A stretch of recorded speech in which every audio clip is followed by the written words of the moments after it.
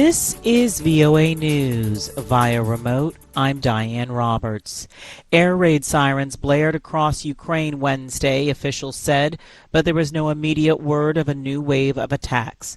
This as Ukrainian President Volodymyr Zelensky was en route to the United States to meet President Joe Biden, address Congress, and seek weapons in his first overseas trip since Russia invaded his country. Zelensky said the visit was aimed at strengthening Ukraine's resilience and defense capabilities amid repeated Russian attacks on energy and water supplies. Russian troops are hunting Ukrainians by name, listed using lists prepared with the help of their intelligence services. AP correspondent Charles de Ledesma reports. An Associated Press probe has found in a deliberate widespread campaign, Russian forces systematically target influential Ukrainians nationally and locally to neutralize resistance through detention, torture and executions. In the crosshairs are government officials, journalists, activists, veterans, religious leaders and lawyers. About a week after the first Russian bombs struck Ukraine, Andrei Kuprush, a village head, got a threatening call from an unknown number. "We will find you," the man said in Russian. The hunt was on. The strategy appears to violate the laws of war and could help build a case for genocide. I'm Charles de Ledesma. Вооруженные силы и боевые возможности наших вооруженных сил. Russian President Vladimir Putin vowed Russia would fulfill all the goals of its military campaign in Ukraine as he heralded Russian soldiers and defense chiefs as heroes in a speech in Moscow. He was speaking at an end-of-year meeting of Russia's top defense chiefs. This is VOA News. Foreign governments, including the United States, have condemned Afghanistan's Taliban-run higher education ministry that suspended access to universities by female students Tuesday until further notice. The governments have said that a change in policies on women's education is needed before it can consider formally recognizing the Taliban-run administration. Millions of Americans could lose their medical coverage under the budget proposal before U.S. Congress. AP correspondent Donna Warder reports. During the pandemic, states were prohibited from booting people off Medicaid because of the public health emergency. But the $1.7 trillion spending package congressional leaders have unveiled would sunset that requirement, and states could start kicking people off Medicaid as early as April, as long as the enrollees are notified first. Under the budget proposal, the federal government would also wind down extra funds given to states for those additional enrollees. The Senate is expected to vote on the spending bill first, and Democrats are looking for support from at least 10 Republican senators to pass the measure before sending it to the House. Donna Warder, Washington. Texas dispatched National Guard troops to the border, and San Diego businesses anticipated a wave of Christmas shoppers from Mexico as tens of thousands of asylum seekers at the border waited for a Supreme Court ruling that could allow them to enter the United States. The U.S. government asked the Supreme Court not to lift the limits before Christmas in a filing a day after Chief Justice John Roberts issued a temporary order to keep the pandemic-era restrictions in place. The United States is bracing for a dangerous mix of winter weather. AP correspondent Jennifer King reports. Snow and sleet in the Pacific Northwest Tuesday led to traffic jams, spinouts, and hundreds of flights being canceled or delayed in Seattle. KOMO-TV captured Shoreline, Washington residents scraping ice off their cars and sledding in the streets.